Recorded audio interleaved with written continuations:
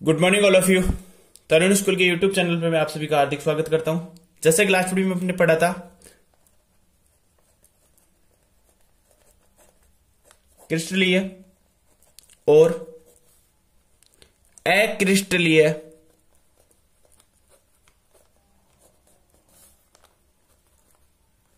ठोसों में अंतर,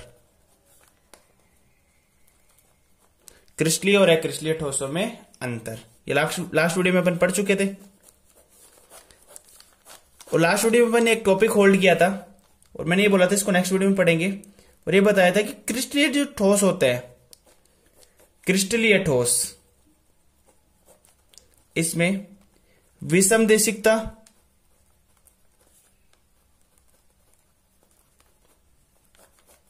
और अक्रिस्टलीय ठोस होते हैं अक्रिस्टलीय ठोस, इसमें समदेशिकता की प्रॉपर्टी पाई जाती है। अब सबसे पहले माइंड में ये क्वेश्चन बनता है कि ठोस क्या होता है, ये मैं क्लियर कर चुका आपका लास्ट वीडियो में। क्रिस्टलीय ठोस क्या होता है, ये भी लास्ट वीडियो में बता चुका। अक्रिस्टलीय ठोस क्या होता है, ये भी लास्ट वीडियो में बता चुका। अब नेक्स्ट जो माइंड में क्वेश्चन बनता है वो ये बनता है कि समदेशिकता क्या होती है, पहला क्वेश्चन। दूसरा क्वेश्चन ये बनता है विषमदेशिकता क्या होती है। और तीसरा क्वेश्चन क्या बनता है कि क्रिस्टलीय ठोसों में ही विषमदेशिकता क्यों पाई जाती है और अक्रिस्टलीय ठोसों में ही समदेशिकता क्यों पाई जाती है। माइंड में क्वेश्चन बनता है, तीन क्वेश्चन बनते हैं। समदेशिकता क्या होती है, विषमदेशिकता क्या होती है, क्रिस्टलीय ठोसों में विषमदेशिकता और अक्रिस्टलीय ठोसों में समदेशिकता पाई जाती है क्यों। अब इसको एग्जाम्पल के थ्रू समझते हैं। अपन एग्जाम्पल लेते हैं। पहले अपन सबसे पहले समझते हैं विषमदेशिकता क्या होती है।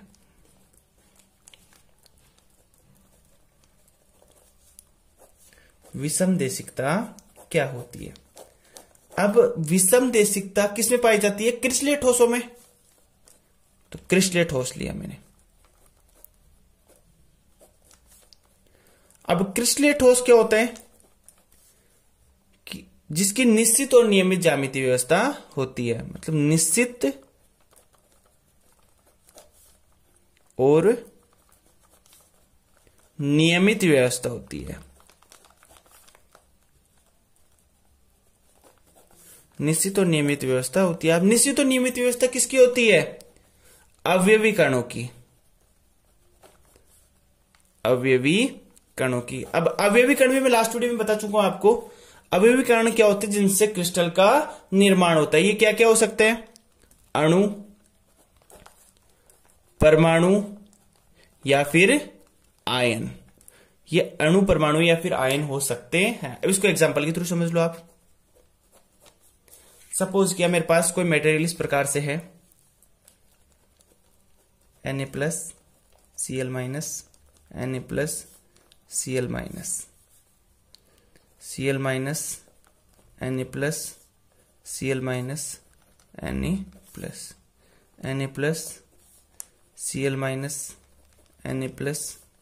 Cl-, Cl-, Na+, Cl-, Na+। ये मटेरियल है, इस टाइप से। इसमें जो अवयवी कण है वो इस टाइप से व्यवस्थित है। ठीक है, ये किसकी कंडीशन को फॉलो कर रहा है, क्रिस्टलीय ठोस को। क्रिस्टलीय ठोस की क्या होती है कि इसकी निश्चित और नियमित व्यवस्था होती है। किसकी निश्चित और नियमित व्यवस्था होती है, अवयवी कणों की। अवयवी कणों की इसमें निश्चित और नियमित व्यवस्था आ रही है। अब देखो यहां से नेक्स्ट। अब यहां पे देखो मैंने फर्स्ट रे डाली, ये रे डाल दी मैंने, फर्स्ट रे डाल दी। रे बोल दो, भले किरण बोल दो, या मैं इसको यहां से क्या कर रहा हूं, ब्रेक कर रहा हूं, यहां से मैं इसको तोड़ रहा हूं। तो देखो यहां से ये इजीली यहां से बाहर निकल जाएगी, आउट हो जाएगी, यहां से इजीली ब्रेक हो जाएगी। क्यों हो जाएगी, क्योंकि बीच में कहीं कोई मॉलिक्यूल्स नहीं आ रहे हैं, बीच में कोई परमाणु नहीं आ रहा है, बीच में कोई अणु नहीं आ रहा है, बीच में कोई आयन नहीं आ रहा है। सेकेंड रे मैंने इस टाइप से डाल दी, ये लो साहब, सेकेंड रे इस टाइप से डाल दी। तो यहां से सेकेंड रे मैंने डाली, रे बोल दो बोले, किरण बोल दो बोले, यहां से मैं इसको क्या कर रहा हूं, ब्रेक कर रहा हूं। ठीक है, ये मैंने फर्स्ट डाली, कि मैंने सेकंड डाली, यहां से भी ये इजीली आउट हो जाएगी, बाहर निकल जाएगी, यहां से इजीली ब्रेक हो जाएगी। क्यों हो जाएगी? क्योंकि बीच में कहीं कोई मॉलिक्यूल से नहीं आ रहा है, कोई अणु नहीं आ रहा है, कोई परमाणु नहीं आ रहा है, बीच में कोई कहीं आयन नहीं आ रहा है। सपोज किया मैंने थर्ड रे ये डाली, ये लो थर्ड रे डाल दी, रे डाल दी, यहां से मैं क्या कर रहा हूं, इसको ब्रेक कर रहा हूं। ठीक है, यहां से इसको मैं ब्रेक कर रहा हूं, तो यहां से ये इजीली ब्रेक नहीं होगा, यहां से ये रे इजीली बाहर नहीं निकलेगी, क्योंकि बीच में क्या आ रहे हैं, मॉलिक्यूल्स आ रहे हैं, मॉलिक्यूल्स या अवयवी कण आ रहे हैं। अवयवी कण क्या क्या हो सकते हैं मैं बता चुका, अणु, परमाणु या फिर आयन हो सकते हैं, आ रहे हैं, तो यहां से ये इजीली बाहर नहीं निकलेगी। मैंने फोर्थ रे ये डाल दी, फोर्थ रे, ये थर्ड डाली मैंने, ये फोर्थ डाल दी रे, यहां से इसको मैं क्या कर रहा हूं, ब्रेक कर रहा हूं, तो भी यहां से इजीली ब्रेक नहीं होगा, क्योंकि बीच में क्या आ रहे हैं, आयन आ रहे हैं, लेकिन यहाँ पे बीच में आयन आ रहे हैं, कंटिन्यूसली आयन आ रहे हैं, तो यहां से इजीली ब्रेक नहीं होगी। मीन्स यहां से मैंने रे डाली तो ये इजीली आउट हो रही है, यहां से डाली तो इजीली आउट हो रही है, यहां से डाली तो थोड़ा इसको टफ लग रहा है, जोर आ रहा है इसको, यहां से डाली तो और भी ज्यादा इसको जोर आ रहा है। मतलब इसके मान मैं अलग अलग दिशाओं से इसको यदि ब्रेक कर रहा हूं तो इसके मान क्या आ रहे हैं, अलग अलग आ रहे हैं, इससे अलग आ रहा है, इससे अलग आ रहा है, इससे अलग आ रहा है, इससे अलग आ रहा है। किसी ठोस के भौतिक गुण जैसे, किसी ठोस के भौतिक गुण जैसे क्या क्या हो सकते हैं, अपवर्तनांक,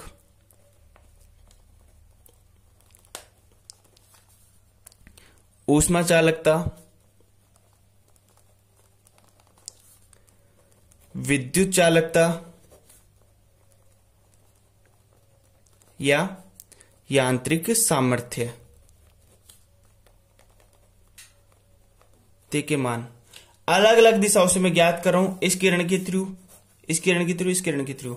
इस किरण में अपवर्तनांक, भौतिक गुण जैसे अपवर्तनांक, ऊष्मा चालकता, विद्युत चालकता, यांत्रिक सामर्थ्य के मान अलग अलग दिशाओं से, इस किरण के लिए अलग आएंगे, इस किरण के लिए अलग आएंगे, इस किरण के लिए अलग आएंगे और इस किरण के लिए अलग आएंगे। तो सभी किरणों के लिए अलग अलग आ रहे हैं, अलग अलग दिशाओं से इसको ब्रेक कर रहा हूं तो अलग अलग मान प्राप्त हो रहे हैं, डिफरेंट मान प्राप्त हो रहे हैं, अलग अलग मान प्राप्त हो रहे हैं, तो उसको क्या कहते हैं, विषम देशिक ठोस कहते हैं। इस प्रकार के ठोस को क्या कहेंगे, विषम देशिक ठोस,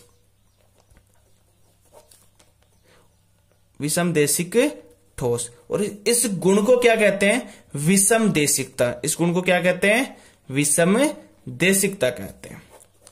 यह हुई विषम देशिकता की बात। मीन्स किसी ठोस के भौतिक गुण जैसे अपवर्तनांक, ऊष्मा चालकता, विद्युत चालकता, यांत्रिक सामर्थ्य के मान अलग अलग दिशाओं से ज्ञात करने पर, अलग अलग दिशाओं से ज्ञात करने पर यदि अलग अलग मान प्राप्त होते हैं, अलग अलग मान प्राप्त होते हैं, तो उस ठोस को क्या कहते हैं, विषम देशिक ठोस कहते हैं। इस गुण को क्या कहते हैं, विषम देशिकता कहते हैं। अब नेक्स्ट में माइंड में, ये तो हुई विषम देशिकता की बात। मीन्स किसी ठोस के भौतिक गुण जैसे अपवर्तनांक, ऊष्मा चालकता, विद्युत चालकता, यांत्रिक सामर्थ्य के मान अलग अलग दिशाओं से ज्ञात करने पर यदि अलग अलग प्राप्त होते तो उस ठोस को क्या कहते हैं, विषम देशिक ठोस। और इस गुण को क्या कहते हैं, विषम देशिकता कहते हैं। अब ये तो विषम देशिकता की बात, विषम देशिकता आपके समझ में आ गया।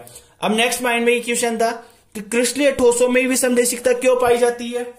नेक्स्ट माइंड में क्वेश्चन ये था कि क्रिस्टलीय ठोसों में ही विषम देशिकता क्यों पाई जाती है। क्योंकि क्रिस्टलीय ठोसों में निश्चित और नियमित ज्यामितीय व्यवस्था होती है, किसकी, अवयवी कणों की। अब अवयवी कणों की निश्चित और नियमित ज्यामितीय व्यवस्था होने के कारण भौतिक गुणों के मान, अपवर्तनांक, ऊष्मा चालकता, विद्युत चालकता, यांत्रिक सामर्थ्य के मान अलग अलग दिशाओं से ज्ञात करने पर अलग अलग प्राप्त होते हैं।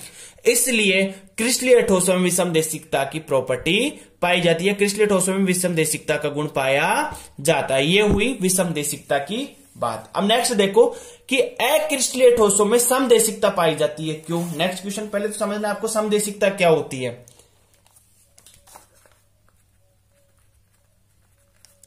समदेशिकता, समदेशिकता किस में पाई जाती है, अक्रिस्टलीय ठोसों में।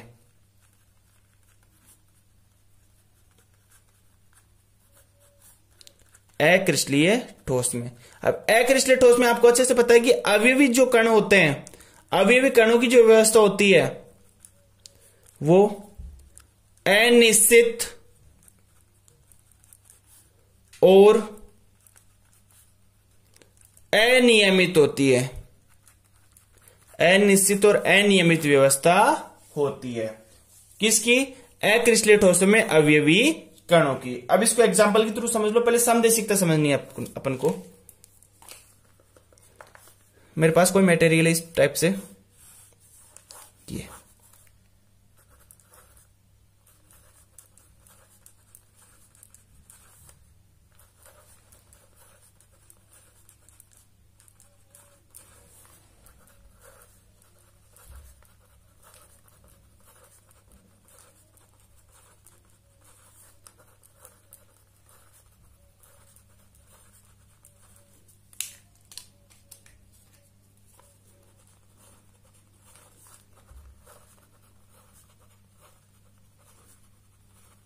ये कोई मटेरियल होगा, इसमें अवयवी कणों की व्यवस्था इस प्रकार से है। अब इसमें अवयवी कणों की व्यवस्था अनिश्चित और अनियमित है। अनिश्चित और अनियमित है। सपोज कि मैं यहां से किरण डाल रहा हूं, रे डाल रहा हूं, ये यहां से इसको ब्रेक कर रहा हूं। फर्स्ट रे यहां से डाली मैंने, सेकंड रे यहां से डाली, थर्ड रे यहां से डाली मैंने, फोर्थ रे यहां से डाली, फिफ्थ रे यहां से डाली, सिक्स्थ रे यहां से डाली, सेवंथ रे यहां से डाली। ठीक है। अब इसको मैं यदि यहां से इसको ब्रेक करना है, मेरे को फोर्स चारों तरफ यहां से यदि ब्रेक कर रहा हूं तो मॉलिक्यूल्स आ रहे हैं, अणु आ रहे, परमाणु आयन आ रहे हैं। यहां से ब्रेक कर रहा हूं तो भी अणु परमाणु आयन आ रहे हैं। यहां से ब्रेक कर रहा हूं तो अणु परमाणु आयन आ रहे हैं, यहां से ब्रेक कर रहा हूं तो अणु परमाणु आयन आ रहे हैं। किसी भी दिशा से मैं यदि कैलकुलेट कर रहा हूं तो यहां से मेरे को फोर्स जो अप्लाई करूंगा वो इक्वल अप्लाई करना पड़ेगा, क्योंकि चारों तरफ क्या आ रहे हैं मेरे पास अवयवीकरण आ रहे हैं। यहां पे भी फोर्स इक्वल, यहां पे भी इक्वल, यहां पे भी इक्वल। किसी भी डायरेक्शन से यदि मैं इसको कैलकुलेट करना चाहूं तो मेरे को फोर्स इक्वल अप्लाई करना पड़ेगा। फोर्स इक्वल अप्लाई करना पड़ेगा। फोर्स इक्वल अप्लाई करना पड़ेगा तो मतलब भौतिक गुण के मान, भौतिक गुण क्या क्या थे? अपवर्तनांक, यांत्रिक सामर्थ्य,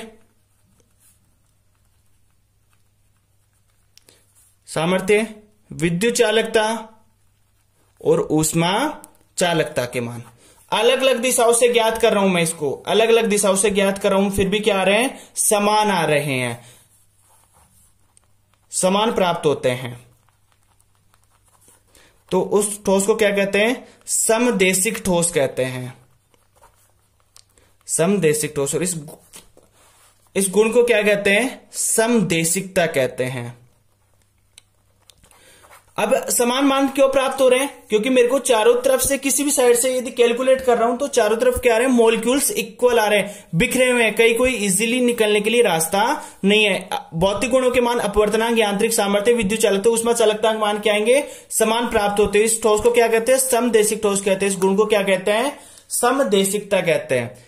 तो समदेशिकता क्या होता है? किसी ठोस में भौतिक गुण जैसे अपवर्तनांक, यांत्रिक सामर्थ्य, विद्युत चालकता, ऊष्मा चालकता के मान अलग अलग दिशाओं से ज्ञात करने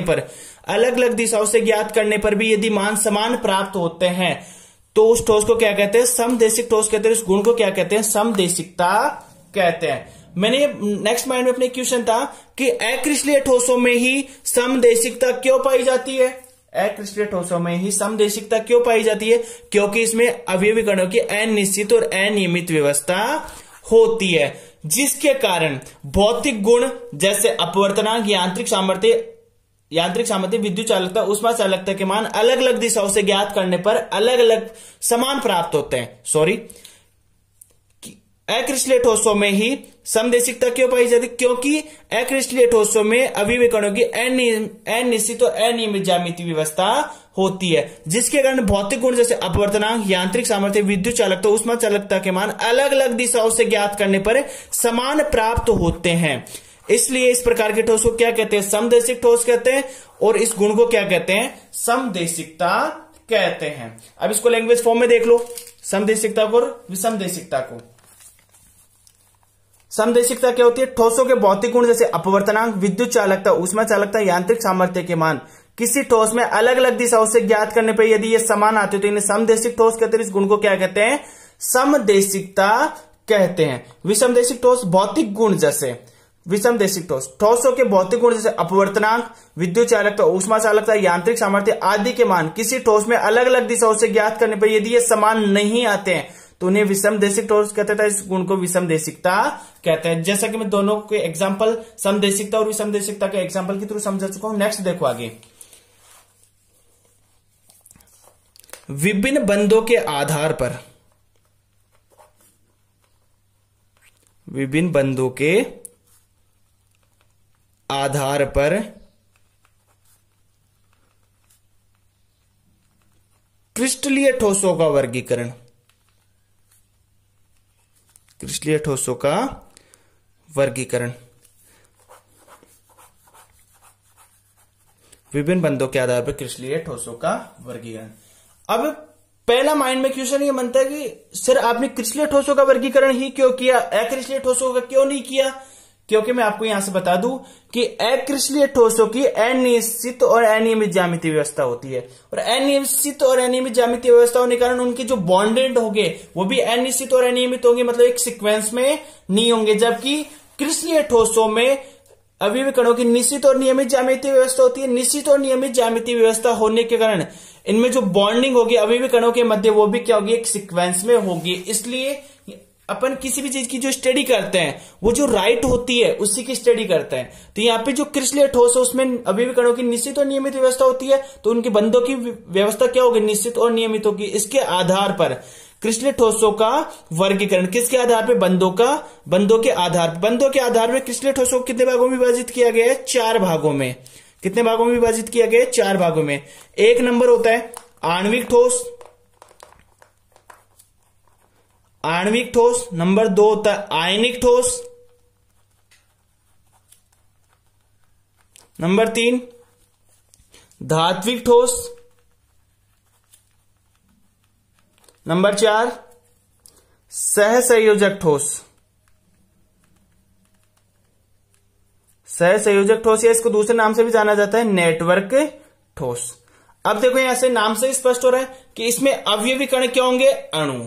इसमें अवयवी कण क्या होंगे, आयन। अब आपको अच्छे से पता है आयन 2 प्रकार के होते हैं, धनायन और ऋणायन। धात्विक ठोस में क्या होंगे, धनायन और इलेक्ट्रॉन। धनायन और इलेक्ट्रॉन की एक स्पेशल व्यवस्था होती है जिसके कारण धात्विक ठोस का निर्माण होता है। सहसंयोजक ठोस में अवयवी कण क्या होते हैं, परमाणु। क्या होते हैं, परमाणु। अब आणविक ठोसों को भी 3 भागों में विभाजित किया गया है। पहला होता है अध्रुवीय आणविक ठोस, ध्रुवीय आणविक ठोस और हाइड्रोजन आबंधित आणविक ठोस। अब नेक्स्ट वीडियो में अपन पढ़ेंगे विभिन्न बंधों के आधार पर ठोसों का वर्गीकरण। ये तो पढ़ चुके अपन, इनका क्लासिफिकेशन भी पढ़ चुके। नेक्स्ट वीडियो में अपन पढ़ेंगे आणविक ठोस क्या होते हैं, आणविक ठोसों के प्रकार, 3 प्रकार नेक्स्ट वीडियो में पढ़ लेंगे। ये वीडियो अच्छा लगा तो उसको लाइक करें, शेयर करें और हमारे स्कूल के यूट्यूब चैनल को सब्सक्राइब करें। धन्यवाद।